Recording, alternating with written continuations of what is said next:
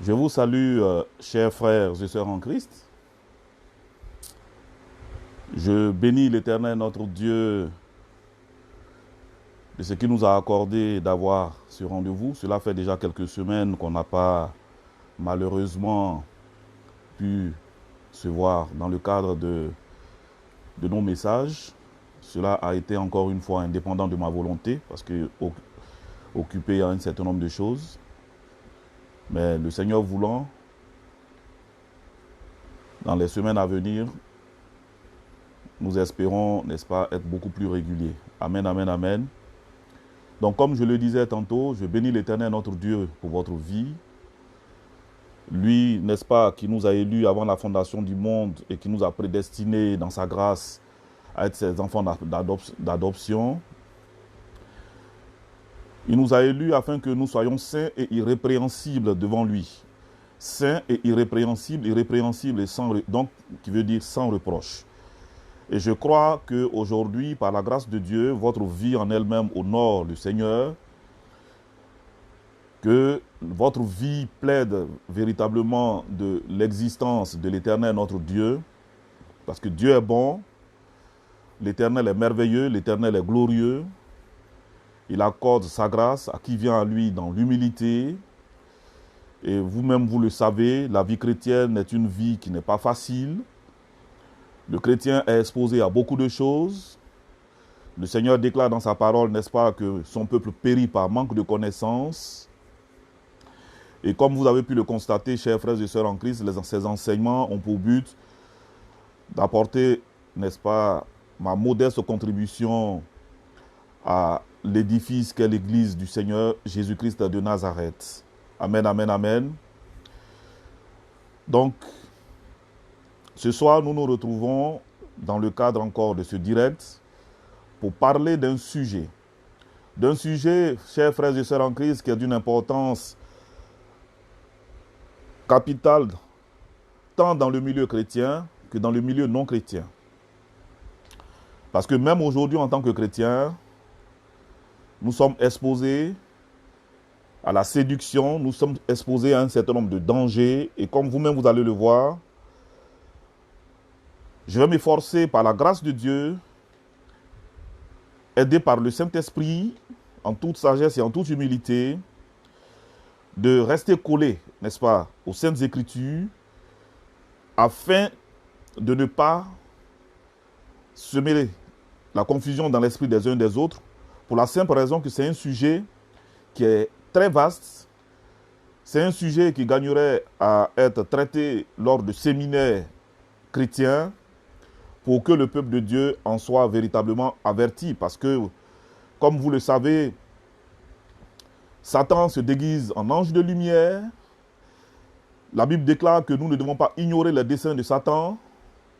Les desseins de Satan et de ses démons, c'est détruire l'être humain. Il a la haine pour tous les êtres humains. Satan n'aime personne. Et il éprouve encore une haine beaucoup plus grande pour tous les chrétiens. Amen, amen, amen. Donc, comme je l'ai dit, vraiment que le Seigneur vous bénisse de ce que vous êtes connectés, de ce que vous êtes nombreux là, ce soir, à attendre ce message, et de ce que vous êtes à l'écoute. Que le Seigneur vous donne encore d'être enrichi spirituellement. Amen, amen. Donc, nous allons prendre nos Bibles. Dans le livre de Actes des Apôtres. Donc nous allons lire, il y a deux passages. Nous allons commencer par ce premier passage et ensuite, au cours, n'est-ce pas, de l'enseignement, nous allons aller dans ce deuxième passage. Donc, Actes des Apôtres, chapitre 8. Nous allons prendre nos Bibles dans le Actes des Apôtres, chapitre 8. Donc, Actes des Apôtres du Nouveau Testament. Actes des Apôtres, chapitre 8.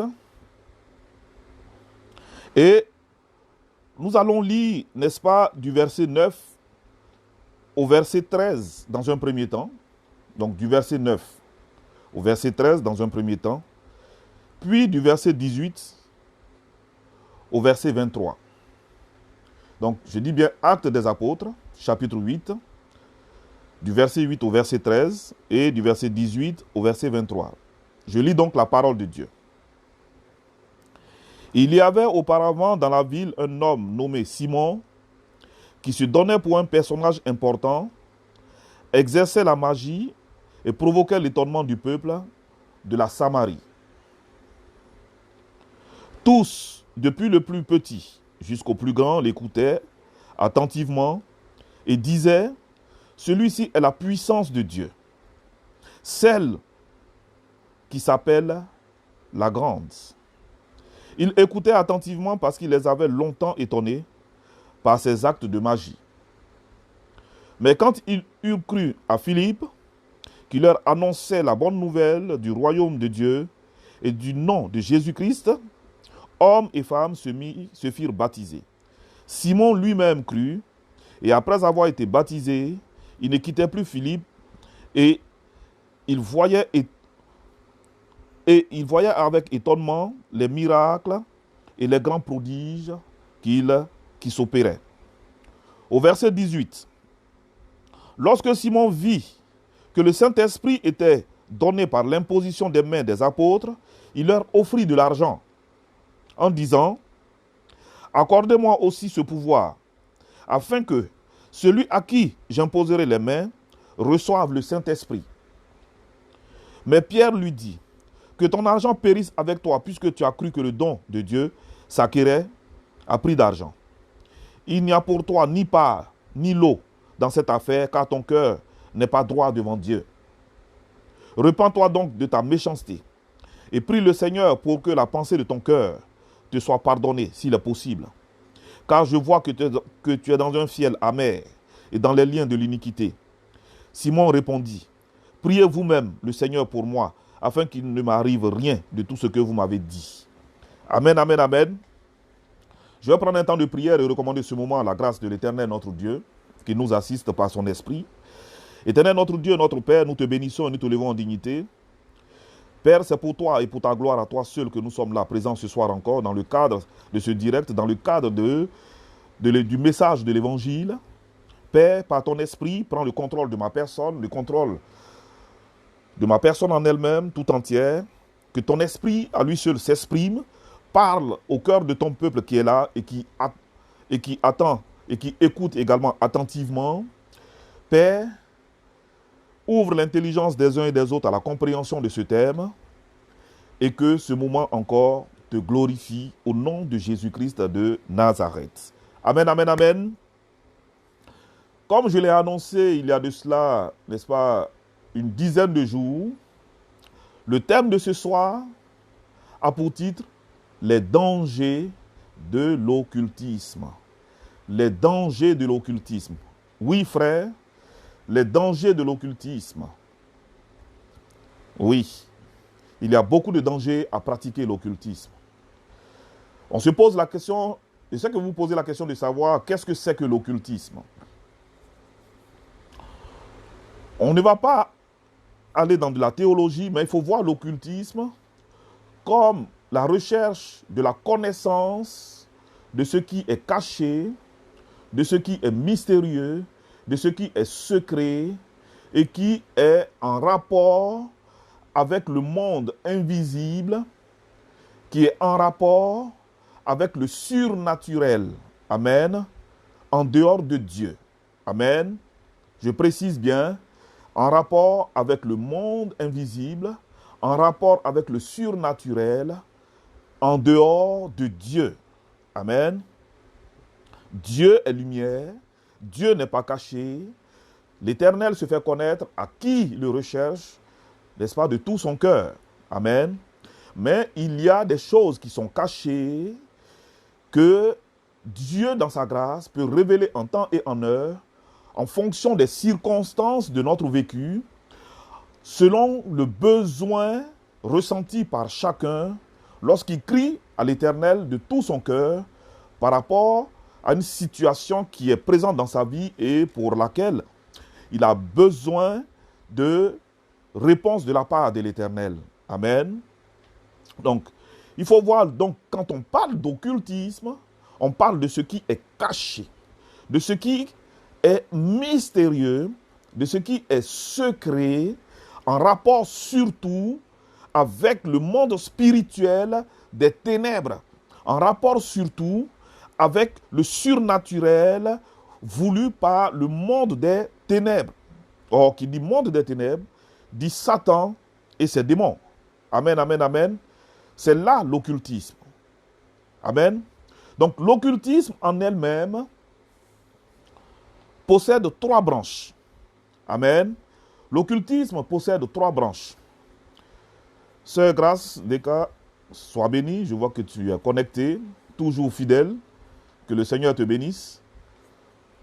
Que le Seigneur vraiment t'accorde de triompher dans toute forme d'adversité. Sache que le combat, quel que soit le type de combat que tu mènes, le Seigneur est aux commandes et que le Seigneur t'a déjà accordé la victoire. Amen, amen, amen.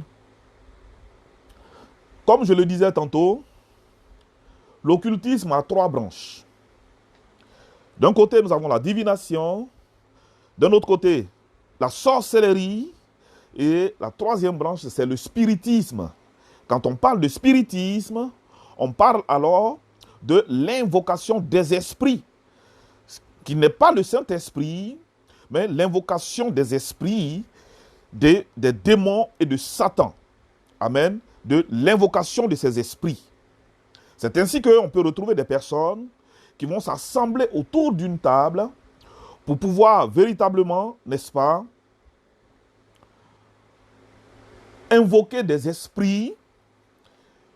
Mais il faut voir en cela que l'occultisme, quelles que soient les branches, donc divination, sorcellerie, spiritisme, a vu le jour, je dirais, quelqu'un peut me dire, quelqu'un déjà sait, dans le jardin d'Éden.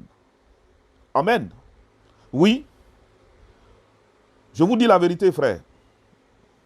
Et nous allons toucher à certains points. Je reviendrai sur ce passage que j'ai pris. Je reviendrai sur ce passage. Mais avant d'aller à la Genèse, pour véritablement apporter une argumentation à tout ce que je suis en train de dire, nous vivons des temps qui sont difficiles. Difficiles tant pour les chrétiens que nous sommes que pour les non-chrétiens. La Bible déclare dans 1 Timothée chapitre 4, verset 1, que dans les temps qui sont les derniers, beaucoup abandonneront la foi pour s'attacher à des doctrines, à des esprits séducteurs et à des doctrines de démons. Oui, frères, nous sommes dans les temps les derniers et nous remarquons aujourd'hui que beaucoup de personnes, oui, comme ce qui se passe ici dans ces saintes écritures, Simon est un magicien. Simon est aliéné au monde des ténèbres. Simon est un sorcier. Parce que le sorcier a la capacité d'opérer des miracles. Frère, je te dis la vérité, je ne mens pas. Le sorcier possède cette faculté qui lui est conférée par Satan et par ses démons de pouvoir opérer des miracles, de pouvoir faire des guérisons, de pouvoir prophétiser, de pouvoir faire un certain nombre de choses qu'on va attribuer à Dieu, mais cependant qui ne viennent pas de Dieu. C'est pour cela que d'entrée de jeu, je vous ai dit que Satan se déguise en ange de lumière. Amen, amen. Satan se déguise en ange de lumière. Se déguiser en ange de lumière sous-entend que Satan, de par ses actes, veut reproduire avec exactitude les actes de Dieu. Et tout cela pourquoi? Dans le but de se faire adorer, dans le but, n'est-ce pas, de traiter Dieu de menteur. Amen.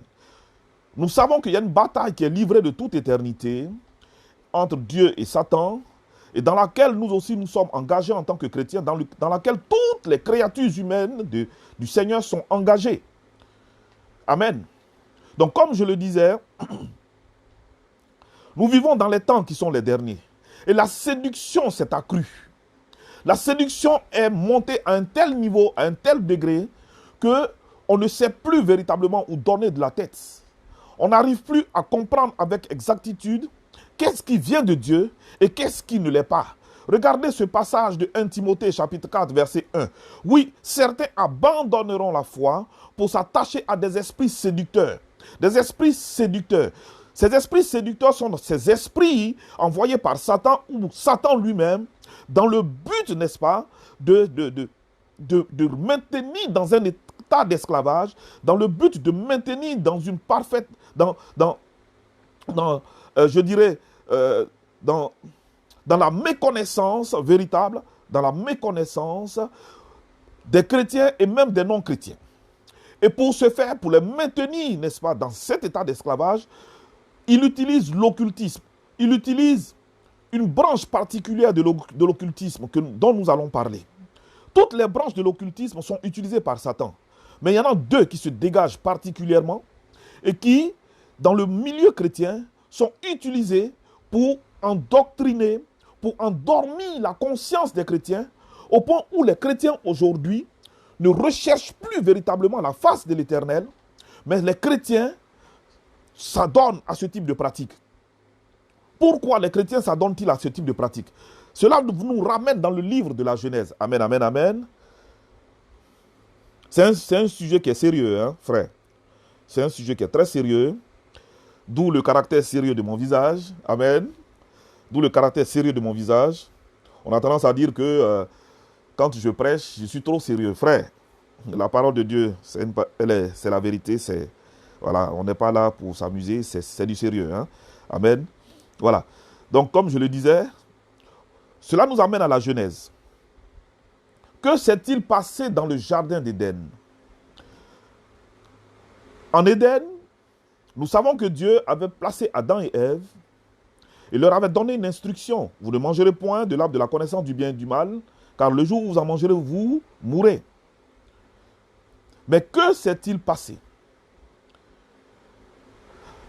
Adam et Ève ont été approchés par le maître de la séduction, par Satan lui-même. Et comment a-t-il procédé?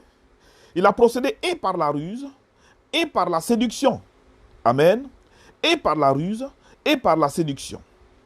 C'est ainsi qu'aujourd'hui encore, pour conduire beaucoup de personnes dans l'occultisme, Satan et un certain nombre de ses démons, en l'occurrence la sirène des eaux, qui est la reine de la sorcellerie, qui va se dire pourvoyeuse de bonheur, de richesse, de bien-être, parce que les êtres humains souffrent. Souffrent à cause de qui? À cause de Satan lui-même. Et certains, pour rechercher des solutions à leur souffrance, vont aller jusqu'à se mettre les mains liées dans les mains de Satan lui-même. Donc, eux-mêmes vont aller se mettre les mains dans le domaine des ténèbres et être liés par Satan en fréquentant les féticheurs, les marabouts, les médiums, les plateformes de voyance. Frère, attendez un peu. J'ai tellement de choses à dire que je vais prendre la peine tout doucement afin que vous puissiez comprendre que nous sommes dans un temps qui est très difficile. Je vais aller tout doucement. Je vais revenir à la Genèse. Ne croyez pas que j'ai oublié. Je fais juste une parenthèse. Amen. Je vous ai parlé tout à l'heure des branches de l'occultisme, dont la divination. Ok. La divination va consister à aller rechercher un savoir de ce qui est caché et qui n'a pas été révélé par Dieu. Amen. Et qui n'a pas été révélé par Dieu. Donc la divination va consister à aller pratiquer certains arts, comme par exemple, je vais prendre le cas par exemple de la nécromancie. La nécromancie est l'invocation des esprits des morts. L'invocation des esprits des morts. Beaucoup de personnes vont invoquer, vont chez les féticheurs. Ce que je vais vous dire ce soir, de par ces vérités que je vais vous révéler, peut-être que certains seront troublés. Mais il faut voir que les féticheurs, les médiums, les marabouts ne sont que des agents sataniques sur terre pour orchestrer la destruction des êtres humains. Oui, frère, je te dis la vérité, je ne te mens pas.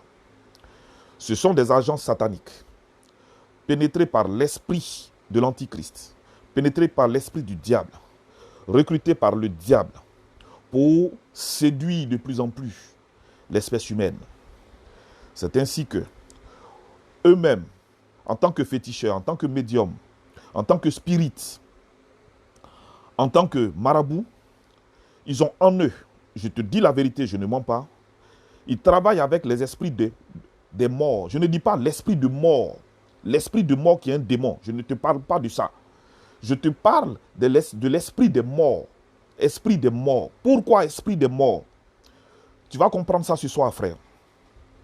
La Bible déclare, si tu vas dans le livre de l'Ecclésiaste, au chapitre 12, tu vas voir que quand une personne en vient à mourir, il y a deux possibilités.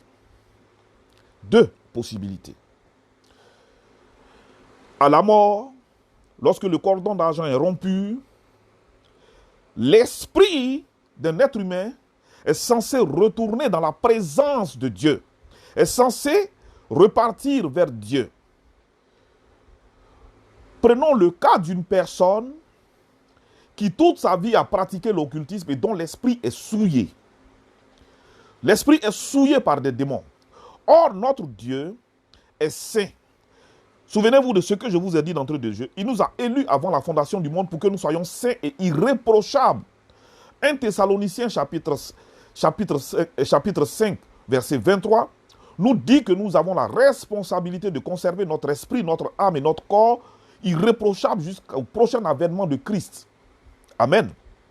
Donc, imaginons quelqu'un qui a souillé véritablement son esprit et qui en vient à mourir. De vous à moi. De vous à moi. Ne vous êtes-vous jamais posé la question de savoir quelle sera la finalité de l'esprit de cette personne? Frère, ce soir, moi, je t'apporte la réponse. La réponse est que l'esprit de cette personne qui a vécu sa vie sur la terre dans la souillure, l'esprit de cette personne, malheureusement, ne pourra pas aller dans la présence de l'Éternel. L'Éternel est saint. Il ne peut cohabiter avec la souillure, il ne peut cohabiter avec le péché. Raison pour laquelle nous qui devenons chrétiens, nous sommes devenus chrétiens en vertu de l'œuvre de sanctification de Jésus-Christ de Nazareth à la croix. Il nous a sanctifiés par son sang, afin que nous soyons irréprochables. C'est la raison pour laquelle nous sommes saints. La Bible dit que nous sommes saints, et nous sommes effectivement saints en vertu du sang de Jésus qui a été versé. Quand Dieu nous voit, nous aujourd'hui, en tant que chrétiens qui avons accepté Jésus de Nazareth dans notre vie comme Seigneur et Sauveur, il ne nous voit pas souillés par le péché, mais il nous voit comme des personnes sanctifiées par le sang de Jésus de Nazareth. À ce titre-là, lorsqu'un chrétien en vient à mourir, son âme, certes, est en repos dans le sein d'Abraham, mais son esprit retourne vers le Père. Mais une personne qui est non chrétienne, une personne qui a pratiqué l'occultisme et qui a l'esprit qui a été souillé, frère, l'esprit de cette personne devient une personne errante, devient un esprit errant. Et c'est avec ces esprits errants, oui, ces esprits errants qui siègent dans les cimetières, que les féticheurs travaillent. Parce que les féticheurs en eux-mêmes, les féticheurs sont non seulement des pratiquants, non seulement en eux, l'esprit de divination que leur confèrent les esprits des morts, mais également, ce sont des sorciers, ce sont des pratiquants de la sorcellerie. Les féticheurs, les marabouts, les médiums ont en eux l'esprit des morts. Il y a un esprit de mort.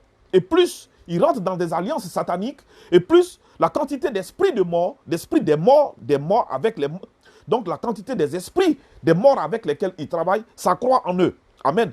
C'est la raison pour laquelle les féticheurs vont toujours faire des cérémonies la nuit, à minuit, sur des tombes. C'est pour pouvoir s'accaparer ces esprits errants qui vont leur conférer un certain pouvoir parce que ces esprits errants sont utilisés par le monde des ténèbres. Amen. Donc, imagine, tu vas vers un féticheur qui est souillé.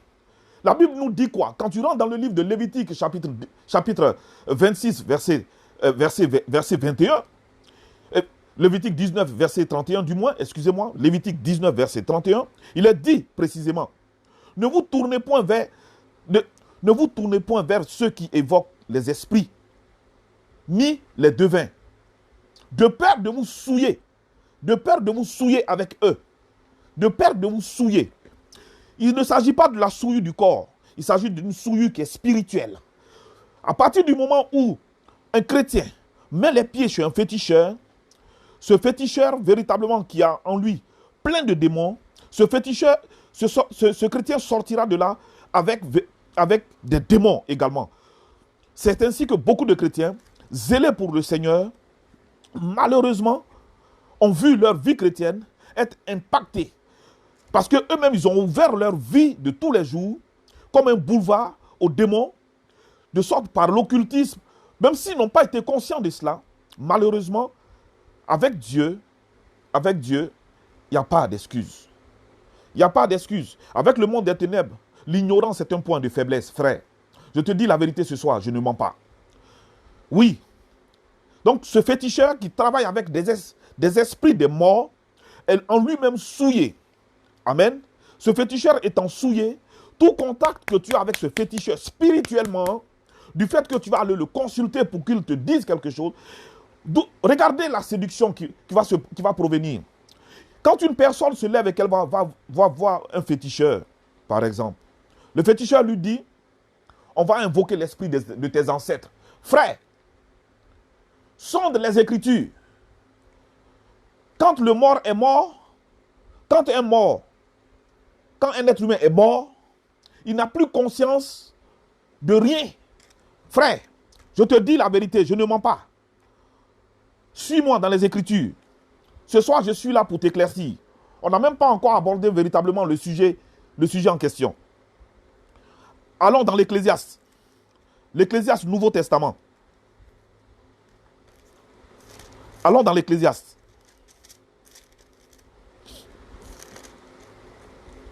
Ecclésiaste chapitre 9. Vous notez, et vous allez après lire vous-même. L'Ecclésiaste chapitre 9, je vais lire les versets 5, 6 et ensuite le verset 10. Les vivants en effet savent qu'ils mourront, mais les morts ne savent rien. Et il n'y a pour eux plus de salaire, puisque leur mémoire est oubliée. Et leur amour et leur haine et leur envie ont déjà péri. Et ils n'auront plus jamais aucune part à tout ce qui se fait sous le soleil. Au verset 10, tout ce que ta main trouve à faire, avec ta force, fais-le. Car il n'y a ni œuvre, ni pensée, ni science, ni sagesse dans le séjour des morts où tu vas. Frère, la parole de Dieu, elle est claire. Nos croyances traditionnelles nous ont fait croire en l'esprit des ancêtres. Mais quand une personne en vient à mourir, que son esprit est détaché de son corps, la Bible déclare que cette personne n'a plus du tout conscience, étant dans le séjour des morts, de tout ce qui se passe dans le monde des vivants. C'est pour cela que l'Éternel est le Dieu des vivants et non le Dieu des morts. Amen. Donc, comprends cela. Quand un féticheur est confronté à une personne qui est aussi ignorante, à une personne qui recherche, parce que les êtres humains souffrent et croient que la solution, par exemple, va leur venir du fait qu'ils vont aller vers le féticheur pour un acte de divination. Le féticheur va dire quoi? Je vais invoquer l'esprit de tes ancêtres. Tes ancêtres disent de faire ça. Frère, ce ne sont pas tes ancêtres. Je te dis la vérité ce soir. Je te dis la vérité, je ne mens pas. Devant le Seigneur qui nous entend ce soir, je te dis la vérité. Ce ne sont que des démons. C'est Satan. C'est la séduction qui vient de Satan. Et ces féticheurs ne sont que des agents sataniques. Amen. De la même manière que Simon, le magicien ici, dans la parole de Dieu, était un agent satanique et qui séduisait les populations de par les miracles qu'il faisait. De la même manière, aujourd'hui, nous assistons à beaucoup d'églises, à un phénomène. Il y a beaucoup d'églises. Frère, je veux te mettre en garde ce soir. Il y a beaucoup d'églises qui se prétendent de Jésus de Nazareth, mais qui ne viennent pas de Jésus-Christ de Nazareth. La parole de Dieu n'y est pas prêchée. Regardez, quand on retourne dans Actes des Apôtres, dans le passage que nous avons lu, les populations étaient séduites, les populations étaient émerveillées. Et que disait-il? Celui-ci est la puissance de Dieu, celle qui s'appelle la grande.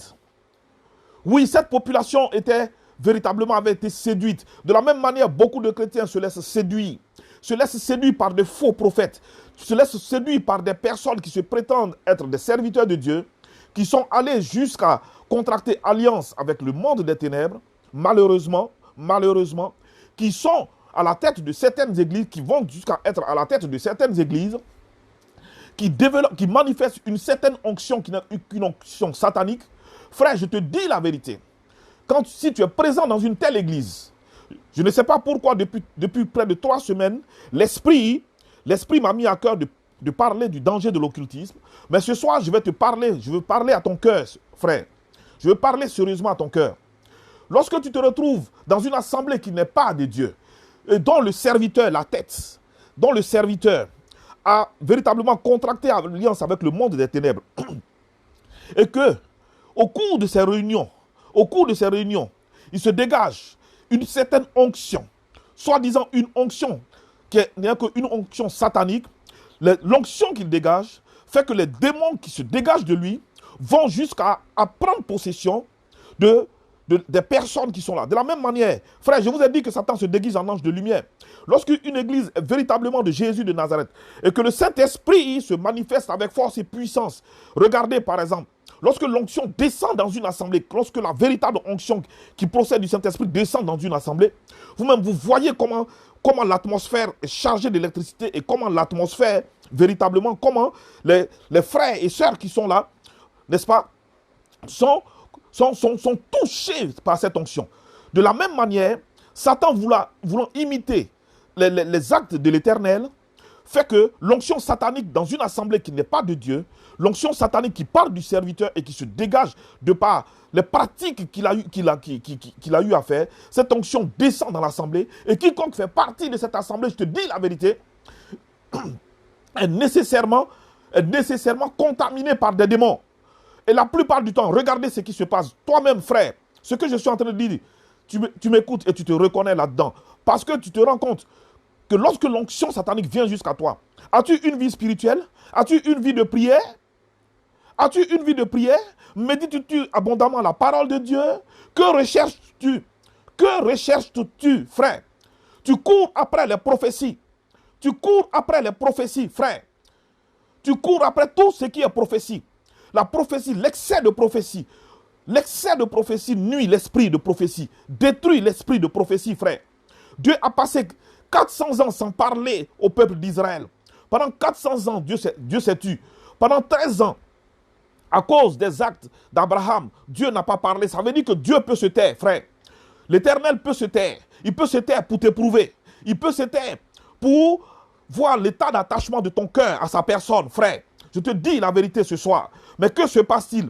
Ces faux prophètes, ces personnes qui sont allées jusqu'à elles-mêmes se mettre dans un état d'esclavage pour développer une certaine puissance, pour manifester, comme on va dire, une onction satanique qui prophétise à tout bout de champ, 1, 2, 3, tous les jours, ce sont ces personnes-là qui prophétisent. Frère, je ne dis pas que le don de prophétie n'est pas bon. Je te dis la vérité. Prophétiser. Le don de prophétie est un don que Dieu accorde. Une personne qui a le don de prophétie, ce don de prophétie lui est accordé depuis le sein maternel et cette personne naît avec. Mais 365 jours sur 365, tu es en train de prophétiser. Tu prophétises. Frère, je te dis la vérité. Si tu te retrouves dans une telle assemblée, commence à te poser des questions. Quel est l'état de ta vie spirituelle? As-tu véritablement une vie spirituelle? Que recherches-tu? Ce n'est pas l'excès de prophétie qui te conduira dans la vie éternelle. Lorsque on dit ici dans la parole de Dieu, dans Actes des Apôtres que je viens de vous lire, que celle-ci est la puissance de Dieu, celle qu'on appelle la grande. Frère, je ne crois pas qu'à aucun moment Dieu n'a... Oui, le don de prophétie est une puissance qui vient de Dieu. Le don de la parole de connaissance est une puissance qui vient de la part de l'Éternel. Mais ce n'est pas ça qui transforme ta vie.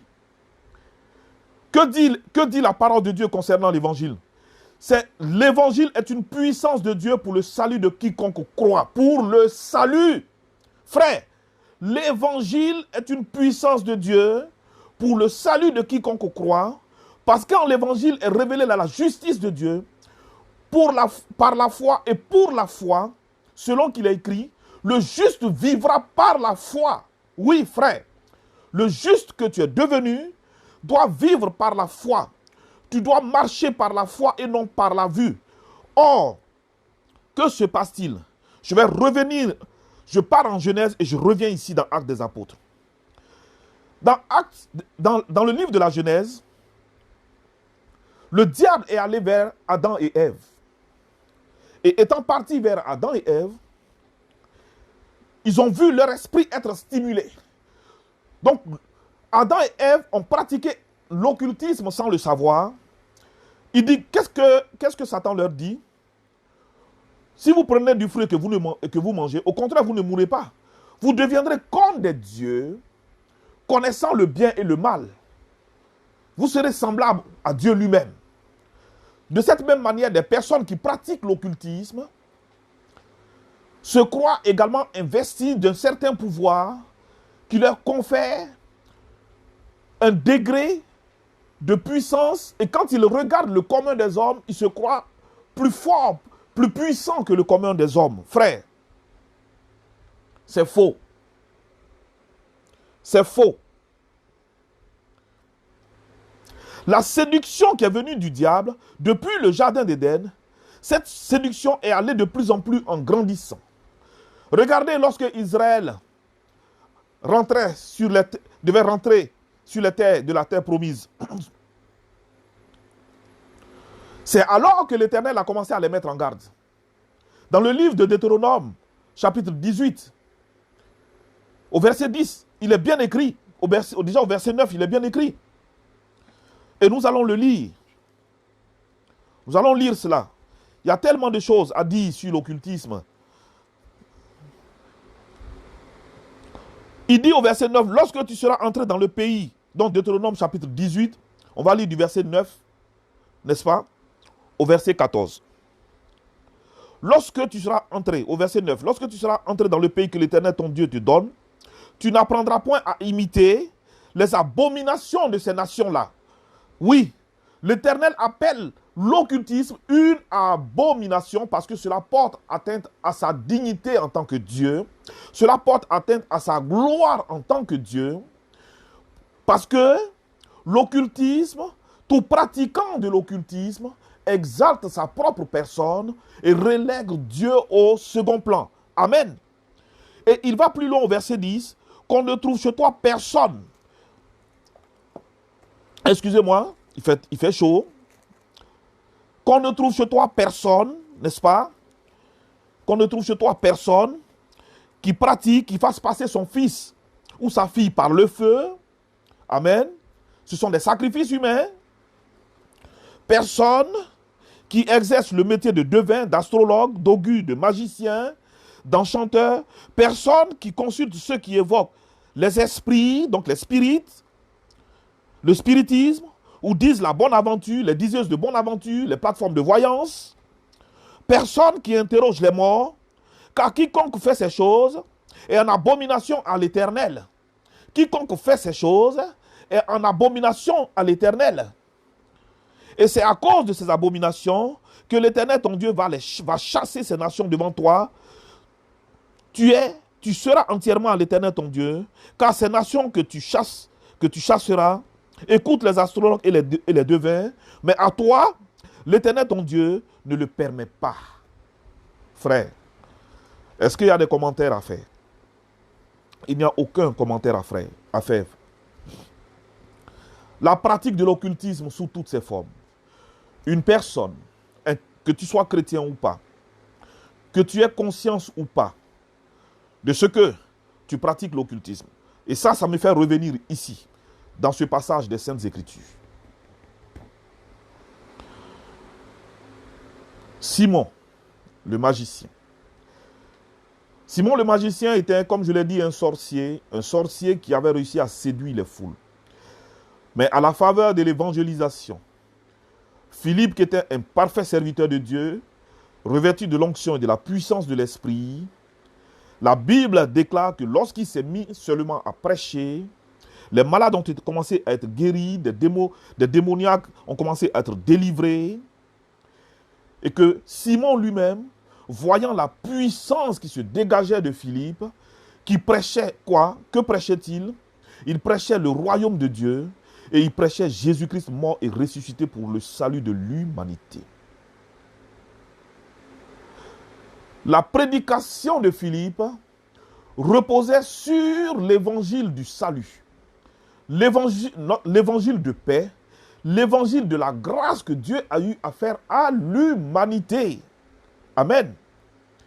C'est cet évangile-là que Dieu dit être une puissance de transformation. C'est cet évangile-là qui est nécessaire pour nous conduire au salut, qui est nécessaire pour nous conduire dans le royaume des cieux. Amen.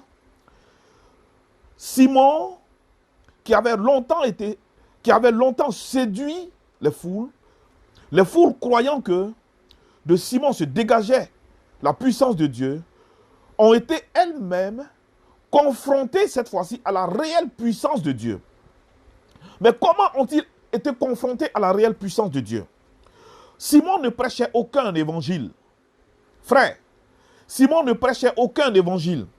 De la même manière, quand vous allez rentrer dans beaucoup d'églises qui se prétendent de Jésus de Nazareth et qui ne le sont pas, vous ne verrez pas une Bible qui est ouverte depuis le début jusqu'à la fin. Vous n'allez pas voir un enseignement véritable sur l'évangile qui est en train d'être donné. C'est onction ici, onction à gauche, onction devant, onction derrière, qui n'est que onction satanique, prophétie à gauche, prophétie à droite, prophétie devant, prophétie derrière. L'évangile n'est pas prêché dans toute sa puissance. Le royaume des cieux n'est pas présent. C'est de cette même manière-là dont procédait Simon le magicien. C'est de cette même manière que beaucoup de faux prophètes qui se prétendent de Jésus de Nazareth procèdent aujourd'hui. Amen, amen, amen. Oui, beaucoup de faux prophètes qui se prétendent de Jésus procèdent de la même manière.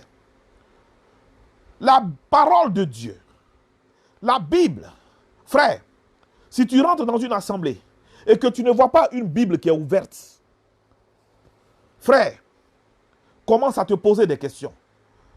Si on prophétise depuis le début du culte jusqu'à... Oui, l'esprit peut faire ce qu'il veut. Je fais une parenthèse. Un culte peut commencer tout de suite et le Saint-Esprit va dire, aujourd'hui, tu ne prêches pas. Aujourd'hui, j'ai décidé de guérir. Alors, tout le culte, pendant les 4 heures, ça ne sera qu'un culte de guérison. L'Esprit sera en train de se manifester. Le Saint-Esprit peut dire, aujourd'hui, beaucoup de mes enfants ont des difficultés, mais je suis venu pour leur apporter une solution. Parler au cœur de mes enfants. Mais regardez, la plupart des prophéties, quand une prophétie est donnée, la plupart des prophéties, elle est pour édifier, elle est pour encourager, elle est pour exhorter. Et la prophétie est toujours alignée sur la parole de Dieu. Amen. La prophétie est toujours alignée sur la parole de Dieu. Afin de permettre, n'est-ce pas, à l'enfant de Dieu à qui la parole prophétique est adressée, de comprendre avec exactitude que cette parole vient de Dieu. Mais lorsque cette parole provient d'un esprit séducteur, qui n'est autre qu'un esprit de divination, qui n'est autre qu'un esprit de python, qui n'est autre qu'un esprit d'une personne morte avec laquelle le faux prophète travaille, vous ne verrez pas cette prophétie s'aligner sur la parole de Dieu. Amen. Vous ne verrez pas cette prophétie s'aligner sur la parole de Dieu. Pendant 1 semaine, 2 semaines, 3 semaines, oui frère, ça je ne le nie pas. Nous-mêmes, nous en avons été témoins. Oui. Oui. À plusieurs des cultes que nous avons fait, à plusieurs de mes cultes, le Seigneur avait décidé comme ça de délivrer. Avant même que le message de l'évangile ne soit annoncé, avant même que l'enseignement ne soit donné. Le Seigneur, dans sa grâce et dans sa souveraineté, avait commencé déjà à opérer des miracles. Des malades avaient commencé à être guéris. Des personnes avaient déjà commencé à être délivrées. Des esprits avaient déjà commencé à être chassés. Je ne dis pas que Dieu, la Bible déclare que l'Éternel parle tantôt d'une manière, tantôt d'une autre. Mais il faut avoir du discernement. Et comprendre que dans ces temps qui sont les derniers, la séduction s'est accrue. Et être de plus en plus vigilant. Amen. L'évangile doit être prêché. Elle doit être prêchée dans sa puissance. C'est la puissance de l'évangile qui va transformer ton cœur. La Bible déclare que nous devons être transformés de gloire en gloire, jusqu'à être à l'image de Jésus de Nazareth. Crois-tu, frère, toi qui recherches à tout bout de champ la prophétie, regarde à ta vie n'est pas transformée, je te dis la vérité et tu le sais. Ta vie n'est pas transformée. L'Esprit de Dieu, quand bien même tu l'as reçu en toi parce que tu as confessé Jésus de Nazareth, mais rien en toi ne laisse présager véritablement de l'existence de Dieu parce que, frère, tu ne laisses pas l'Esprit de Dieu qui est en toi accomplir son œuvre de sanctification. Tu ne t'approches pas de la parole. Tu n'as aucune vie de prière. Tu pars de culte en culte, recherchant toujours une parole de prophétie pour toi. Frère, il ne faut pas procéder ainsi. Il ne faut pas procéder ainsi. Toute personne qui procède de la sorte n'est pas une personne qui est née de nouveau. Quand bien même cette personne appartient à l'église. Parce que c'est pour cela qu'aujourd'hui, les véritables églises, les églises qui sont de Jésus de Nazareth, ces églises-là, aujourd'hui, on préfère ne pas aller dans ces églises. On trouve que il y a trop d'enseignements. Mais frère, c'est l'enseignement qui te conduira dans le royaume des cieux. Ce n'est pas les pratiques de divination qui te conduiront dans le royaume des cieux. Simon, quand bien même il avait cru, il a cru à cause de quoi? Simon a cru à cause de la manifestation de la puissance de Dieu. Il a vu des malades guéris. Il a vu l'onction se dégager, des boiteux qui se levaient et qui marchaient. Il a vu des démons sortir des personnes. Et la Bible déclare que Simon lui-même crut. Et après avoir été baptisé, il est demeuré auprès de Philippe. Mais le cœur de Simon n'avait pas été transformé. Le cœur de Simon était encore rempli de ténèbres. De la même manière, les églises aujourd'hui qui sont remplies de frères, qui sont remplies de chrétiens, qui courent après les prophéties, qui courent après une parole de connaissance, n'ont pas le cœur qui est transformé. Parce que la parole de Dieu, qui veut toucher à leur cœur, n'arrive pas véritablement à le toucher parce que eux-mêmes se mettent une barrière. Oui, depuis que je suis là, il ne fait que prêcher. On m'a dit que lui, là, il donne parole de connaissance. Mais aujourd'hui, je suis arrivé, je ne comprends pas. Il n'y a pas parole de connaissance. Et pourtant, tu es sûr que, là où tu m'envoies, tu es sûr que c'est de ce prophète-là, ou bien c'est de ce serviteur-là que tu parles, celui dont on dit que Dieu parle à travers lui. Tu crois que c'est lui? Frère, personne ne maîtrise l'Esprit de Dieu. L'Esprit peut décider à quel moment il parle, il révèle quelque chose, et à quel moment il ne parle pas. À cause de l'attitude de beaucoup de frères chrétiens, envers des serviteurs de Dieu, je suis désolé, mais je vais le dire ce soir, frère. Je vais le dire. Beaucoup de chrétiens ont poussé des serviteurs à aller pratiquer l'occultisme, à aller se livrer entre les mains de Satan pour pouvoir être pénétrés d'un esprit de divination et pouvoir ainsi prophétiser matin, midi, soir, 365 jours sur 3. Or, l'appel était réel sur leur vie, frère. Or, l'appel était réel. Un jour, j'étais allé faire des courses au marché et j'ai croisé une sœur. Ça fait à peu près, cet événement s'est produit il y a quelques années. Et là où j'étais, j'avais sur moi des prospectus de l'église et j'ai profité en même temps dans le marché pour évangéliser, donc distribuer les prospectus. Et je suis allé vers une sœur, je suis en train de lui parler du Seigneur et je me suis présenté. Moi c'est prophète Gomez, serviteur de Dieu. Voilà, je t'invite à prendre part à notre culte qui se tient tel jour à telle heure. Voilà, donc j'ai commencé à l'exhorter. La sœur, elle était toute contente. Elle-même, elle a dit, que je suis content parce que c'est très rare de voir les serviteurs eux-mêmes sortis pour évangéliser. Quand on a fini tout ça, la sœur qui me dit, homme de Dieu, tu es prophète? J'ai dit, oui, je suis prophète du Seigneur. Elle me dit, tu n'as pas un message pour moi? J'ai dit, comment ça? Elle a dit, oui. Ah, tu n'as pas un message pour moi? Là où tu es, le Saint-Esprit ne te parle pas, ne te dit pas quelque chose pour moi? Je lui ai dit, sœur, si l'Esprit m'avait dit quelque chose pour toi, ce n'était pas toi qui allais me demander, mais moi je te l'aurais dit immédiatement. Et voici la parole que la sœur a eu à faire sortir. Ah, les prophètes de maintenant là même, ils ne savent même plus prophétiser. Les prophètes de maintenant là même, ils n'ont plus assez de paroles prophétiques. Vous voyez, une telle attitude a poussé, ça c'est à petite échelle. Mais à grande échelle, une telle attitude de beaucoup de chrétiens a amené des serviteurs de Dieu dont l'appel était véritablement authentique à aller contracter des alliances à cause du fait qu'ils n'ont pas su attendre avec exactitude le moment idéal où le Saint-Esprit allait commencer à les utiliser avec force et puissance. Ils ont contracté des alliances mettant, vous voyez, raccourcissant leur ministère.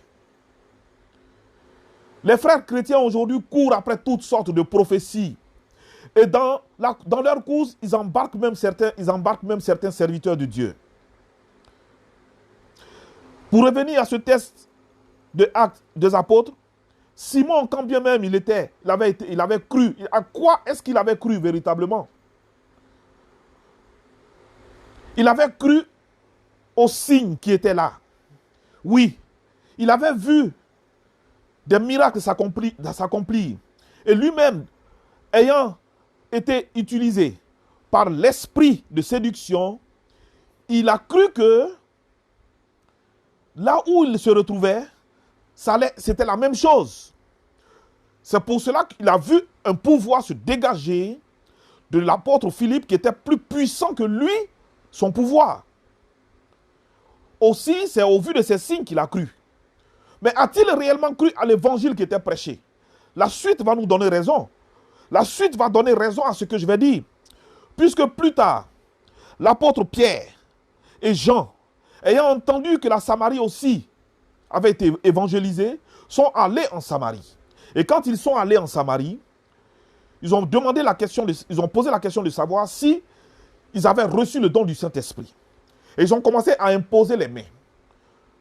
Mais puisque Simon lui-même n'avait pas été véritablement, n'était pas né de nouveau, ce Simon magicien va aller jusqu'à leur proposer l'argent afin que, de la même manière qu'il est allé vers le monde des ténèbres, au prix d'alliance, pour pouvoir détenir un certain pouvoir avec lequel il allait séduire le peuple, il a cru que le pouvoir qui se dégageait des apôtres, il a cru que le don du Saint-Esprit qui était transféré aux Samaritains par l'imposition des mains pouvait s'acquérir au prix d'argent. Si Simon avait été convaincu, avait été véritablement converti, si son cœur avait été touché par l'évangile de la grâce, l'évangile de son salut, ce que l'apôtre Pierre était en train de lui dire concernant l'état de son cœur, qu'il aille se repentir, Simon serait allé se repentir. Mais qu'a-t-il fait? Il a dit, vous-même, priez pour moi afin que tout ce que vous avez dit ne m'arrive pas. Ce n'était pas que Pierre était en train de le condamner. Pierre lui faisait comprendre véritablement quel était l'état de son cœur, que son cœur était encore rempli de l'iniquité, qu'il était encore dans les ténèbres, qu'il était encore dans les liens de l'esclavage, à cause de tout ce qu'il avait pratiqué. C'est de cela qu'il s'agissait. Et aujourd'hui, c'est le cas de beaucoup de chrétiens. Quand ils étaient dans le monde, ils ont commencé à fréquenter les marabouts, les féticheurs.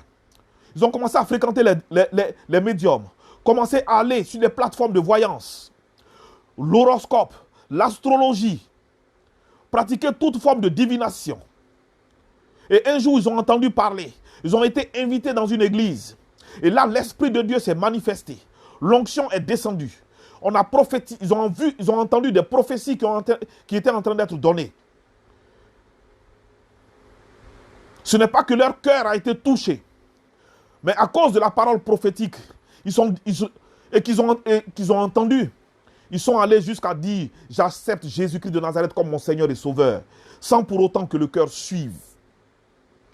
Et ce sont ces frères chrétiens, ce sont ces mêmes frères chrétiens qui sont à la poursuite de la prophétie. Or, toutes ces prophéties données par les faux prophètes ne sont que de la divination. Amen. Ce n'est que de la divination. Et quand vous regardez à la vie de ces personnes ne sont pas transformées. Ces personnes ont toujours le même caractère. L'Esprit de Dieu n'est pas en eux. Ce sont elles qui conservent toujours leur caractère, les disputes, les calomnies, les médisances, tout ce qui est œuvre de destruction au sein de l'Église viennent de ces frères, viennent d'eux. Parce que leur cœur n'est pas transformé. Leur cœur est toujours resté à l'état de pierre. À aucun moment, leur cœur n'a été touché par l'évangile pour être transformé en un cœur de chair. Pourquoi? Parce qu'ils croient que ce qu'ils ont vécu dans le monde, lorsqu'ils pratiquaient les arts divinatoires, que lorsqu'ils couraient derrière tout ce qui était astrologie, horoscope, ils ont transporté ça dans le Seigneur. Comme cela a été le cas ici de Simon, le magicien, qui a transporté ça dans le Seigneur, au point de croire que le don de Dieu s'achète. De la même manière, au sein de certaines églises, certains frères chrétiens croient effectivement que le don de Dieu s'achète. Oui, frère, le don de Dieu ne s'achète pas. Le don de Dieu ne s'achète pas, je te le dis ce soir. Quiconque procède de la sorte, beaucoup de chrétiens sont rentrés dans l'occultisme sans le savoir. Sans le savoir. Je te dis la vérité. Parce que ils n'ont pas été débarrassés de l'esprit de faux prophètes qu'ils ont eu dans le monde. Ils sont venus dans le Seigneur avec. Et ce sont ces chrétiens, ces frères chrétiens entre guillemets, qui courent après tout ce qui est serviteur de Dieu. Quand ils entendent des prophéties, ils entendent des paroles de connaissance. Et quelquefois même, ils amènent les serviteurs de Dieu à mentir. Le serviteur n'a aucune parole de connaissance, n'a aucune parole prophétique, mais il veut tellement entendre une parole prophétique, une parole de connaissance, que le serviteur commence à mentir, n'étant pas poussé par l'Esprit de Dieu. Frère, pose-toi la question, qu'est-ce que tu pratiques? Qu'est-ce qui est fait? C'est de la divination. Inconsciemment, c'est de la divination. Tu es chrétien, mais tu pratiques la divination. Or, cette pratique est une abomination devant l'Éternel. Est une abomination devant l'Éternel, frère. Je te dis la vérité. On va aller dans le livre de 1 Samuel, chapitre 28. 1 Samuel, chapitre 28. 1 Samuel, c'est l'Ancien Testament. D'accord? 1 Samuel, chapitre 28. Voilà. Nous allons prendre un passage que nous allons lire tous ensemble. Vous allez voir. 1 Samuel, chapitre 28.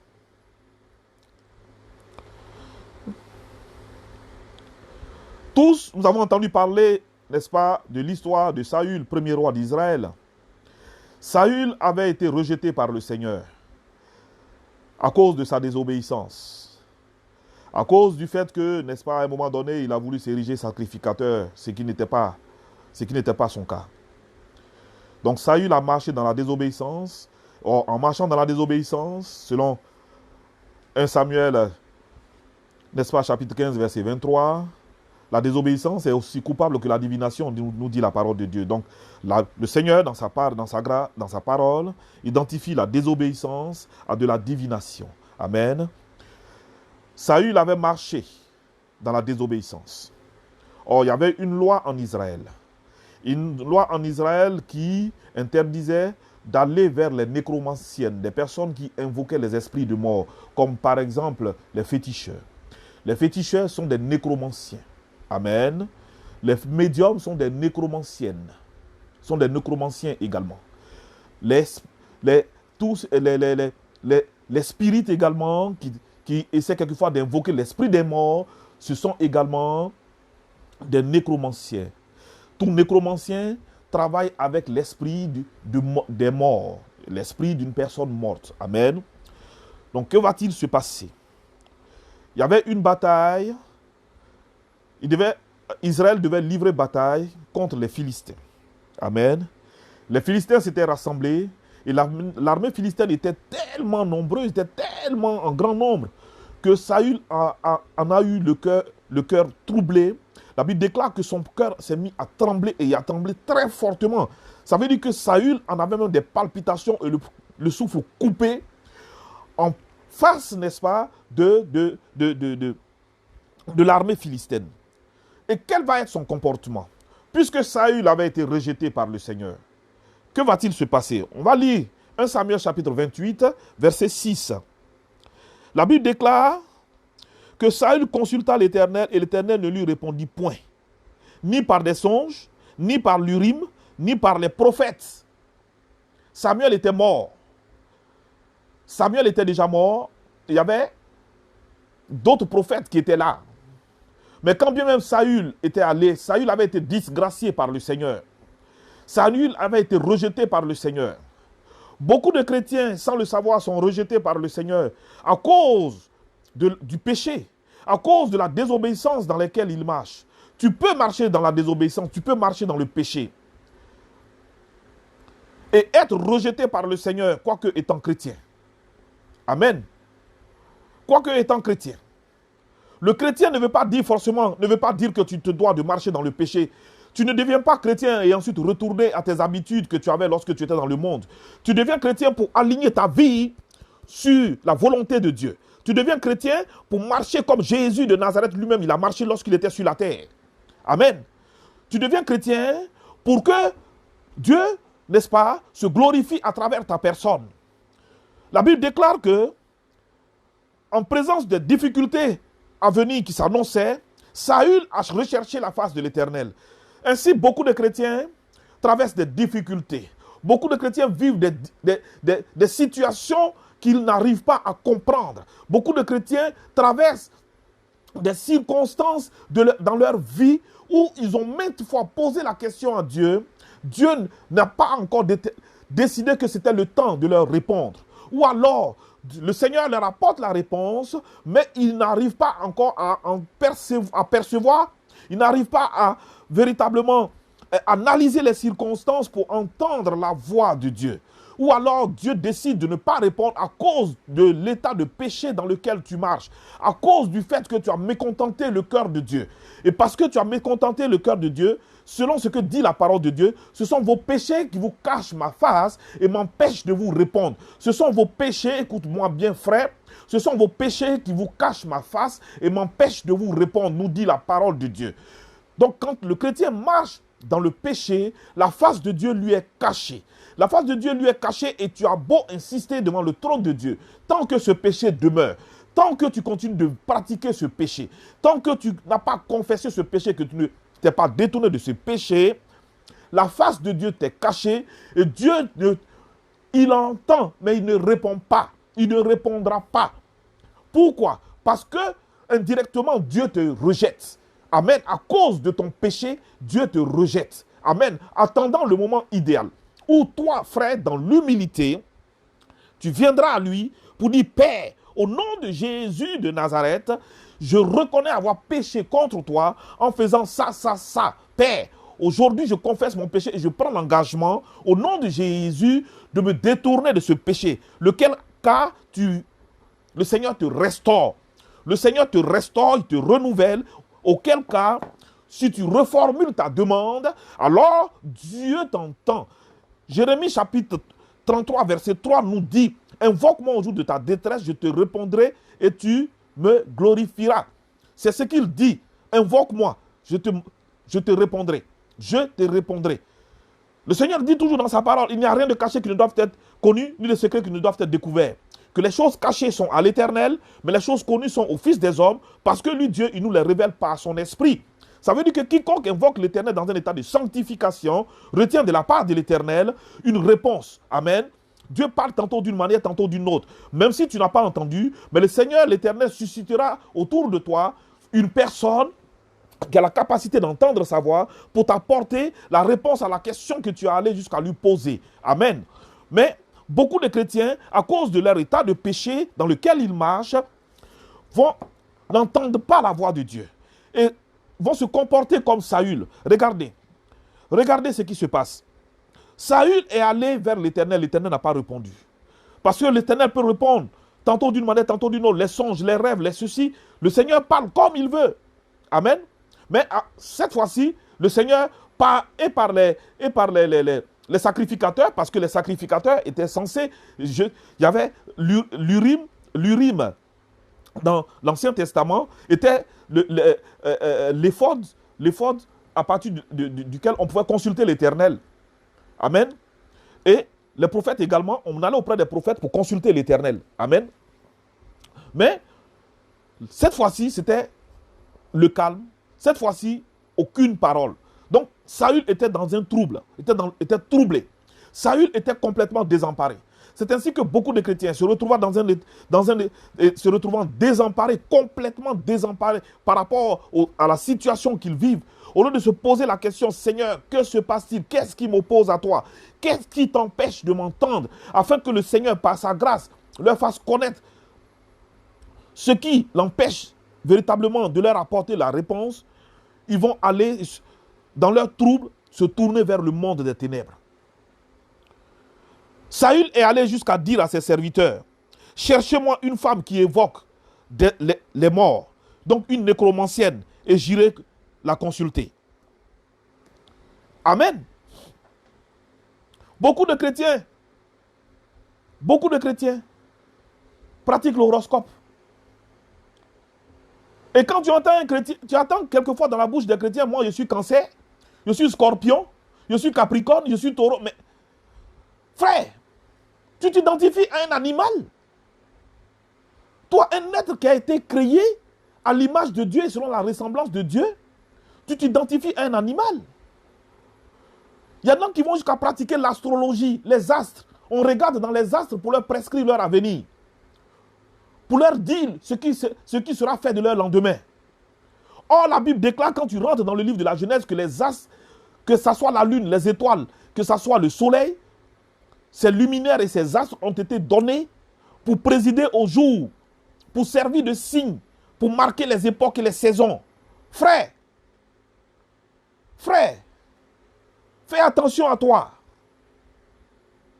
Beaucoup de chrétiens se sont comportés de la sorte. Depuis, je cherche la face de Dieu. Je crois que Dieu allait me répondre, mais il ne me répond pas.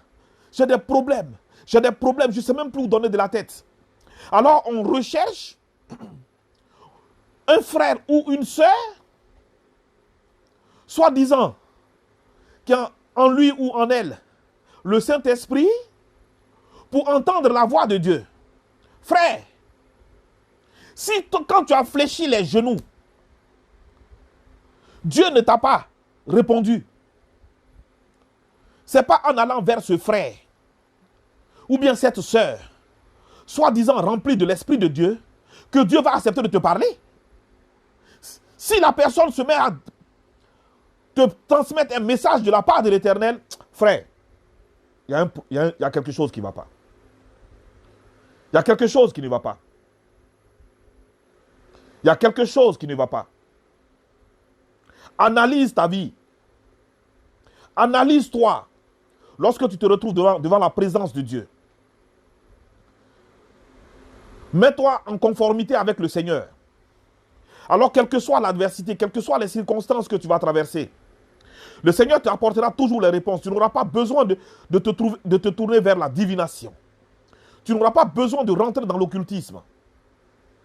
Saül est rentré dans l'occultisme. Il est allé vers la nécromancienne. Et c'est là encore que va se manifester un esprit séducteur. Au verset 11, la Bible nous dit ceci. La femme dit, « Qui veux-tu que je fasse monter ?» Et il répondit, « Fais-moi monter Samuel. » Lorsque la femme vit Samuel, elle poussa un grand cri et elle dit à Saül, « Pourquoi m'as-tu trompé? Tu es Saül. » Et le roi lui dit, « Ne crains rien, mais Que vois-tu? La femme dit à Saül, je vois un Dieu qui monte de la terre. Il lui dit, quelle figure a-t-il? Et elle répondit, c'est un vieillard qui monte et il est enveloppé d'un manteau. Saül comprit que c'était Samuel et il s'inclina le visage contre terre et se prosterna. Devant qui se prosterna-t-il? C'est pas devant Jésus de Nazareth. Il s'est prosterné devant un esprit de mort. Saül croyait en cela. Raison pour laquelle il est allé jusqu'à demander à ses serviteurs de lui montrer une nécromancienne. Beaucoup de chrétiens ont été confrontés directement à la puissance de Dieu. Mais dans l'adversité, dans les épreuves, dans les persécutions, dans les situations difficiles qu'ils ont été amenés à traverser, ils ont été amenés à oublier complètement le Seigneur au point de retomber dans leur travers, au point de retomber dans les pratiques qu'ils avaient autrefois lorsque Jésus de Nazareth n'était pas encore rentré dans leur vie. Frère, c'est pratiquer l'occultisme. C'est t'ouvrir encore à l'esprit de séduction. Jésus de Nazareth t'a appelé à la liberté. Il ne t'a pas appelé pour mettre sur toi un joug. Il t'a appelé à la liberté. Et cette liberté est pour te débarrasser de l'occultisme, de l'esprit de divination, de l'esprit de sorcellerie. Parce que l'esprit de divination, il y en a qui vont jusqu'à se laisser lire la paume de la main.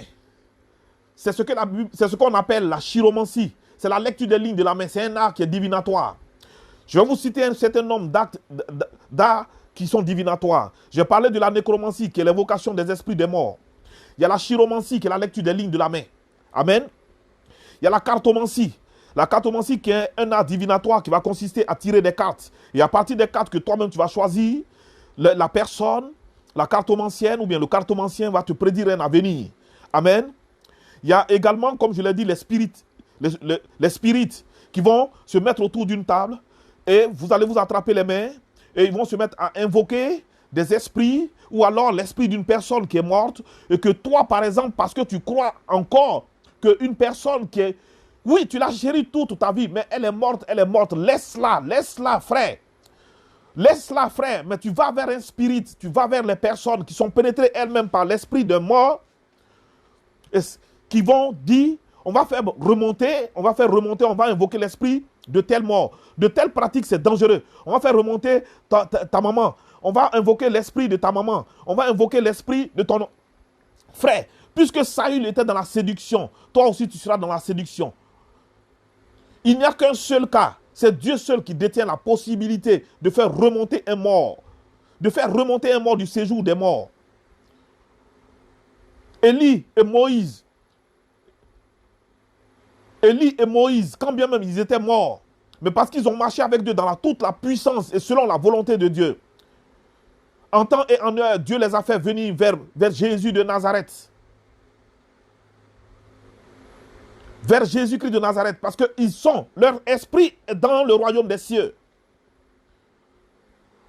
Élie, représentant des prophètes, Moïse, représentant de la loi, pour venir fortifier Jésus de Nazareth, lui transmettre un message et déclarer que celui-ci est mon fils bien-aimé, en qui j'ai mis toute mon affection et qui fait toute ma volonté. Et il déclare qu'on doit l'écouter. Voici la seule condition, voici la seule situation qui est biblique. Ce n'est pas de la séduction. Mais là, ce que Saül a vécu, c'est de la séduction. Saül n'a pas vu ce vieillard, c'est la nécromancienne qui l'a vu. Parce qu'elle a cette capacité. Elle est pénétrée d'un esprit de divination qui lui permet, de par les démons avec lesquels elle travaille, de voir dans le monde spirituel. Donc de par les incantations, de par les alliances qu'elle a signées, qu'elle a pu contracter avec le monde des ténèbres, elle a laissé son corps, son esprit, son âme, son corps être une habitation de démons. Et ce sont ces démons qui l'utilisent. Et c'est à cause de cela qu'elle a pu voir cet esprit qui n'est autre qu'on dit être l'esprit de Samuel, qui n'est autre qu'un esprit séducteur, remonté parce que Saül, le Seigneur a laissé Saül être pris lui-même par sa propre séduction. Saül connaissait la loi parce que tout roi en Israël était censé connaître la loi. Regardez ce que dit la loi. Avant que je ne revienne à ce passage, regardez ce que dit la loi. On va aller dans Lévitique. Lévitique chapitre 20, verset 6. Notez le passage. Lévitique chapitre 20, verset 6. Si quelqu'un s'adresse aux morts et aux esprits pour se prostituer après eux, je tournerai ma face contre cet homme et je le retrancherai du milieu de son peuple. Voici ce que Samuel avait fait. Voici ce que Saül avait fait. Il allait vers un esprit, vers la nécromancienne, pour invoquer un esprit de mort. Et c'est cela l'erreur de beaucoup de chrétiens. Amen. Amen. Donc comme je le disais, au compte de ces arts divinatoires, il y a ce qu'on appelle la géomancie. La géomancie, c'est l'observation de tout ce qui est à terre. Quelquefois, les marabouts le font. Ils vont prendre du sable et puis se mettre à tracer dans le sable. Tracer dans le sable, tracer dans le sable. Et après, eux-mêmes, ils commencent à lire. Et ils commencent à te dire, oui, aujourd'hui, tu vas vivre tant. Dans 2 jours, tu vas... Oui, c'est un art qui est divinatoire. Ils le font. Oui. Il peut s'agir également, n'est-ce pas, de la numérologie, qui est un art divinatoire qui se fait à partir des nombres. À partir des nombres, on peut prescrire ton avenir. Si tu te reconnais dedans, frère, il est temps pour toi de te repentir et de sortir de là. En Europe ici, on assiste beaucoup plus à un phénomène qui est le phénomène des plateformes de voyance. Des plateformes de voyance. Il y a des chrétiens qui appellent des plateformes de voyance pour savoir de quoi sera fait leur lendemain. Frère, c'est de la divination. C'est une pratique occulte. Sors de là. Je te dis la vérité, sors de là. Tu es en abomination à l'Éternel si tu demeures dans une telle pratique. Dieu ne te répondra pas. Quel que soit le type de prière, Dieu n'est pas dedans. Amen. Il y en a qui se lèvent et qui tous les jours, tant qu'ils n'ont pas lu leur horoscope matin, ils ne sortiront pas de la maison. Si tu te reconnais dedans, sors de là. Recommande ton sort à l'Éternel. Mets en lui ta confiance et il agira. Amen, amen. Il y a des actes divinatoires qui se font également à partir de ce qu'on appelle des feuilles de thé, qu'on appelle la tasséomancie. Hein? Les feuilles de thé. Donc on va prendre les feuilles de thé qu'on va mettre dans l'eau, comme ça. Et puis ensuite on va verser l'eau. Et en fonction de la manière dont le thé va s'aligner, on va commencer à lire. Ils vont commencer à lire pour donner ton avenir, pour te dire oui, aujourd'hui tu vas vivre ça, dans telle période tu vas vivre ceci. Frère, c'est de la divination. Je te dis la vérité. Sors de là. Si tu te reconnais, sors de là. On peut même utiliser le café pour le faire. Les pratiques divinatoires sont nombreuses, frère. Je te dis la vérité. Les pratiques divinatoires sont nombreuses. Je te demande, frère, de sortir de là. Sors de là, frère. Tu cours à ta destruction. La Bible déclare que tous ceux qui commettent de telles pratiques n'hériteront pas du royaume des cieux. Si tu continues, tu ne sais pas à quel moment tu seras enlevé, frère. Peut-être iras-tu dormir cette nuit. Tu n'auras même pas eu le temps de te repentir. Et ce sera le moment de ton enlèvement. Frère, pose-toi alors la question de savoir quelle sera ta finalité. Je suis là pour t'instruire ce soir, frère. Je parlerai de la sorcellerie dans un autre thème. Une autre fois, je parlerai de la sorcellerie qui est également une des branches de l'occultisme, mais qui doit faire l'objet d'un enseignement particulier, frère. Les sorciers nous environnent, ils sont autour de nous. Dans l'église, il y a beaucoup de sorciers qui sont là pour endoctriner, pour détruire les églises. Et au sein de ces églises, ces pratiquants de l'occultisme qui investissent les églises, qui envahissent les églises, vont jusqu'à pousser des frères chrétiens. Aujourd'hui, tu vois le frère qui courait, qui était zélé pour le Seigneur, et demain, tu ne le vois plus zélé. Parce qu'il fréquente un autre frère qui, lui, indirectement pratique l'occultisme, ou alors il le sait, il est un agent satanique qui a infiltré l'église pour recruter, pour endormir la conscience, pour recruter. Et alors, ce dernier, que va-t-il faire? C'est lui qui est le frère qui a toujours des paroles de connaissance. C'est toujours lui, le frère, qui a des paroles de prophétie. Frère, regarde à sa vie, il donne une apparence de piété. mais sa vie n'est pas alignée sur la volonté de Dieu. Il te donne une apparence de piété, de quelqu'un qui est rempli du Saint-Esprit. Frère, je te dis la vérité, fais attention. Aie du discernement. Marche sur la pointe des pieds. Confie-toi en l'Éternel. Jésus de Nazareth matin, Jésus de Nazareth à midi, Jésus de Nazareth le soir. Aligne ta vie sur la volonté de Dieu. Alors, lorsque tu choisiras de noircir tes genoux et que tu diras, Père, j'ai tel souci, je ne comprends pas. Que se passe-t-il? Alors, l'Esprit de Dieu te dira, oui, tu as crié à moi, voici la réponse que je t'apporte. Ce n'est pas de la divination, c'est Dieu qui t'apporte la solution. C'est Dieu qui t'apporte la solution. Les pratiques occultes, en l'occurrence la divination, je suis resté cantonné sur la divination ce soir. Pour te mettre en garde. La limite est très mince.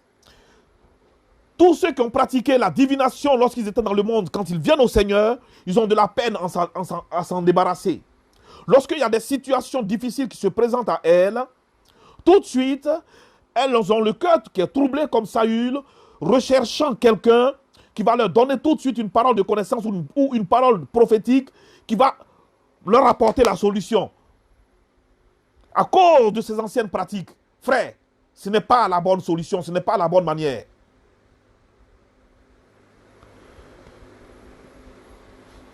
Si tu es serviteur de Dieu et que tu sais que toi-même, tu as contracté des alliances avec le monde des ténèbres pour te conférer un certain pouvoir, pour de pouvoir prophétiser sur la vie de tout le monde. Je te dis la vérité, je te parle ce soir de serviteur à serviteur. Il n'est pas tard pour toi, frère. Il est temps pour toi de te ressaisir. Il est temps pour toi de te ressaisir, d'aller vers le trône de Dieu, de t'humilier et de te débarrasser de ces alliances sataniques. Et de revenir dans l'appel initial que tu avais. Le Seigneur est amour. Tu as en toi le don de prophétie, mais ton don a été perverti, frère. Je te dis la vérité si tu as pratiqué cela. La perversion du don de prophétie, du don de la parole de connaissance, la limite est très faible. La limite est très faible.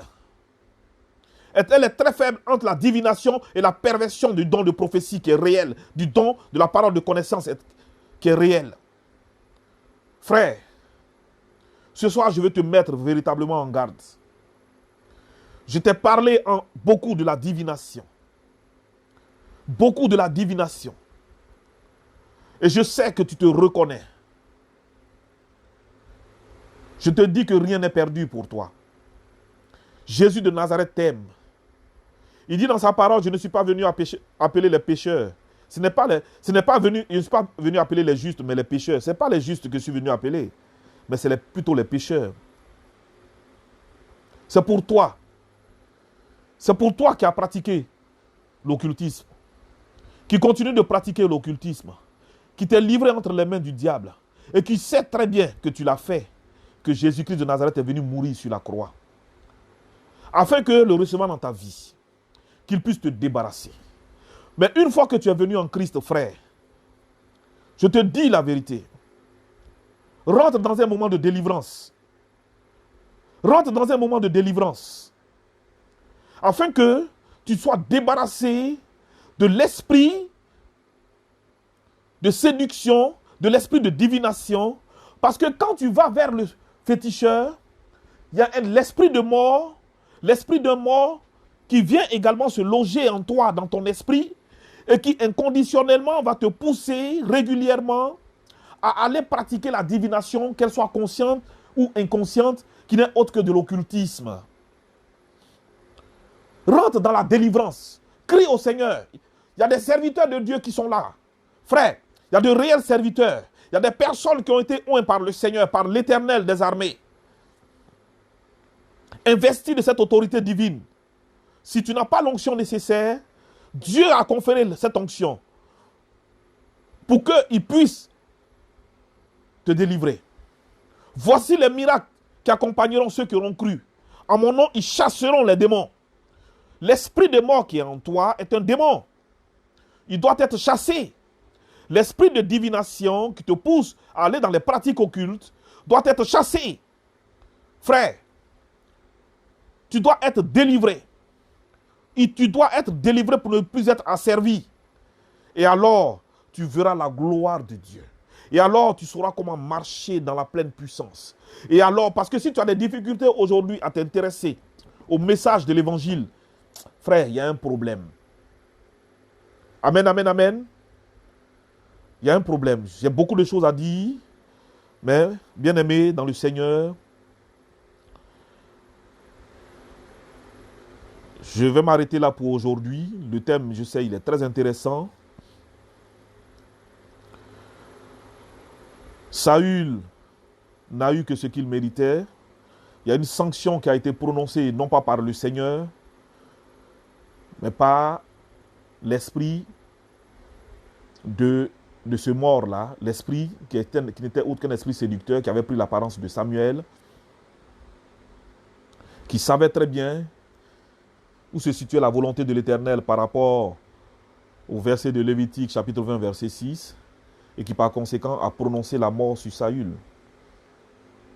Saül, oui, quand le Seigneur dit, je le retrancherai du milieu de son peuple, je tournerai ma face contre lui, je le retrancherai du milieu de son peuple, je te rejetterai et te retrancher, voilà, c'est de ça qu'il s'agit.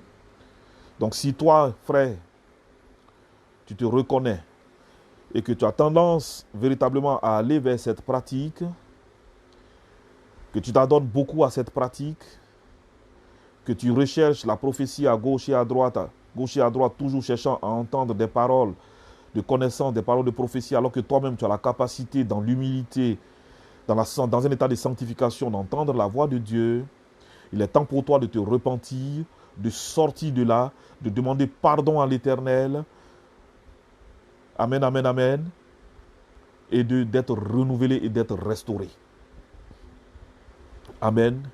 Jésus de Nazareth est apparu sur la terre pour détruire les œuvres du diable. Il est apparu sur la terre pour mettre à nu les œuvres du séducteur qui n'est autre que Satan. Il est apparu pour détruire toute forme de séduction afin que les enfants de Dieu que nous sommes, nous menions une vie de liberté. Il est apparu sur la terre, n'est-ce pas, pour dépouiller les dominations et les autorités. Toutes ces entités démoniaques qui s'insurgent contre les chrétiens et contre les êtres humains.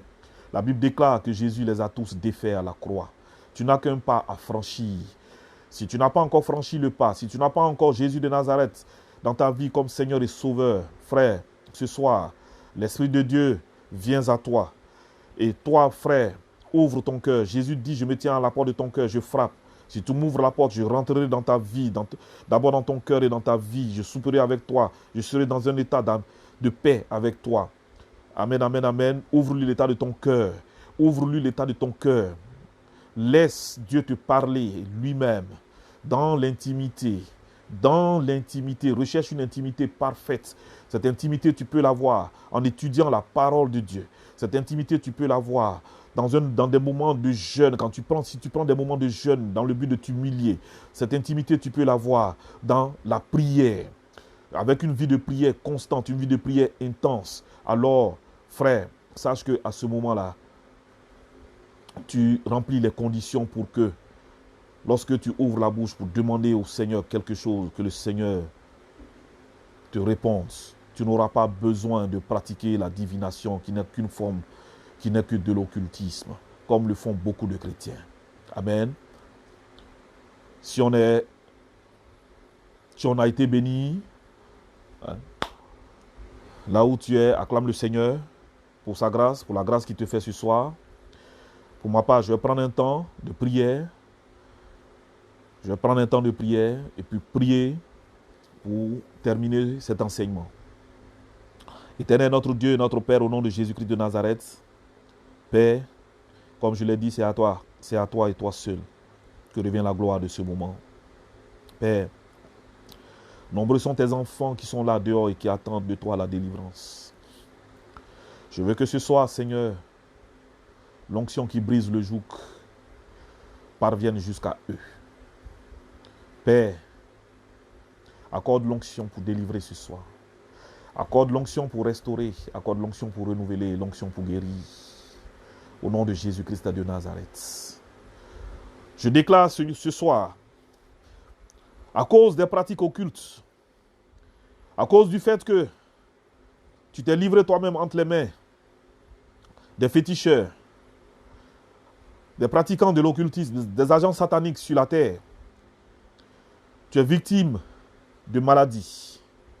Depuis quelque temps, ton hypertension artérielle est déséquilibrée. Ce soir, l'Esprit de Dieu, le Saint-Esprit t'accorde la grâce. Et Jésus-Christ de Nazareth te restaure. Il te délivre. Il te délivre au nom de Jésus de Nazareth. Ton cœur bat la chamade. Tu as des palpitations depuis quelque temps. Tu ne comprends pas. L'esprit de mort qui est greffé à ton cœur. L'Éternel te débarrasse de cet esprit de mort. Jésus de Nazareth te libère de l'esprit de mort ce soir. Au nom de Jésus de Nazareth. Tu es victime d'une maladie que tu as héritée. Tu ne sais pas que tu as hérité de cette maladie à cause de tes pratiques occultes. Ce soir, cette maladie te quitte. Ce soir, Jésus de Nazareth accorde sa grâce. Cette maladie te quitte. Maintenant, au nom de Jésus de Nazareth. Les pratiques divinatoires, tu as été victime de la sorcellerie qui t'a causé une stérilité. Toi, femme ou homme, ce soir, au nom de Jésus de Nazareth, tu guéris de ta stérilité. Tu guéris de ton impuissance. Au nom de Jésus-Christ de Nazareth, la grâce de Dieu t'est accordée. Le Saint-Esprit te recouvre de son ombre et te guérit de ta stérilité, de ton impuissance. Au nom de Jésus-Christ de Nazareth, la grâce de Dieu vient jusqu'à toi et touche ta bassesse ce soir. Et tu es délivré. Au nom de Jésus de Nazareth. Ton utérus, toi tu es femme. Ton utérus a été changé. A été, n'est-ce pas, retourné en sorcellerie. Ce soir, l'Esprit de Dieu vient jusqu'à toi et remet ton utérus à sa place. Il remet ton utérus à sa place. Et là où tu as été déclaré stérile, la Bible déclare que tu enfanteras 7 fois. Au nom de Jésus de Nazareth. Car il est le Dieu qui fait enfanter la stérile 7 fois. La grâce de Dieu vient jusqu'à toi et touche ta bassesse également. Ton utérus est remis dans sa bonne place. Au nom de Jésus de Nazareth. L'Esprit me fait penser à une personne dont l'utérus a été remplacé par une utérus de vieille. Un utérus ménopausé, excusez-moi, un utérus qui est ménopausé. Ce soir, le Saint-Esprit vient jusqu'à toi. À l'instant où je parle, tu sens ton bas-ventre qui est en train de chauffer. Parce que l'Esprit de Dieu te restaure. L'Esprit de Dieu te restaure par l'acte de sorcellerie. Par l'acte de sorcellerie, ton utérus a été ménopausé, a été transformé en un utérus de vieille femme. Ton utérus revient à son état initial. Ton utérus revient à son état d'utérus de jeune femme. Au nom de Jésus-Christ de Nazareth, tu sens ton bas-ventre chauffer. Réjouis-toi parce que l'Esprit de Dieu, au nom de Jésus, vient jusqu'à toi. Jésus de Nazareth accorde sa grâce afin que tu puisses enfanter. Au nom de Jésus-Christ de Nazareth. Depuis tes pratiques divinatoires, tu ne comprends pas, mais tu es poussé constamment à aller vers les plateformes de voyance, à fréquenter. Ce soir, les démons qui t'assujettissaient sortent de toi. Ils partent de toi. L'esprit de divination sort de toi. Il part. Au nom de Jésus de Nazareth. Au nom de Jésus de Nazareth. Tu sens depuis quelque temps que ton don de prophétie a été perverti. Au nom de Jésus-Christ de Nazareth, je déclare que l'esprit qui a perverti ton don de prophétie part de toi. Au nom de Jésus, l'esprit de faux prophète part de toi. L'esprit de faux prophète sort de toi. Au nom de Jésus de Nazareth, l'Éternel te restaure dans ton don de prophétie. Tu prophétiseras avec force et puissance à nouveau pour la gloire de l'Éternel. Au nom de Jésus-Christ de Nazareth. La faveur de Dieu, la grâce de Dieu. Tu es victime de maladies que tu as héritées, qui t'a été transmise en sorcellerie. Cette maladie te quitte ce soir. Oui, frère, le diabète part de toi. Au nom de Jésus de Nazareth, il part, le diabète sort, il sort de toi. Ton insuffisance rénale, tu guéris de ton insuffisance rénale ce soir. Au nom de Jésus de Nazareth, tu guéris de ton insuffisance rénale ce soir. Au nom de Jésus-Christ de Nazareth. Frère, bénis le Seigneur pour la grâce qu'il te fait. Bénis l'Éternel parce qu'il te restaure, parce qu'il t'accorde d'être délivré, d'être restauré. Et rends gloire à Dieu. Partout où tu passeras, rends témoignage de ce que l'Éternel a fait pour toi ce soir. Je bénis le nom de l'Éternel, mon Dieu, au nom de Jésus-Christ de Nazareth pour vos vies. Nous nous donnons rendez-vous très prochainement pour un autre thème. Comme je l'ai dit, le thème sur la sorcellerie sera l'objet d'un enseignement. Je ne sais pas quand. Le Saint-Esprit, de la même manière que l'Esprit de Dieu depuis quelques semaines me poussait à parler de l'occultisme, l'Esprit de Dieu, en son temps, permettra que je puisse vous parler de la sorcellerie en long et en large. Que le Seigneur vous bénisse, que le Seigneur vous garde, que le Seigneur, je vous place tous sous la protection du sang de Jésus de Nazareth. Je déclare que vous allez de victoire en victoire, que vous demeurez dans la victoire que Jésus vous a acquise à sa mort à la croix à Golgotha, et que vos vies à partir de maintenant, reflèteront la gloire de l'Éternel, afin que le monde, voyant toutes vos bonnes œuvres et cette lumière qui est en vous, en vienne à l'honorer et à le glorifier et à le connaître comme le seul et l'unique véritable Dieu, au nom de Jésus. Soyez tous bénis. Amen.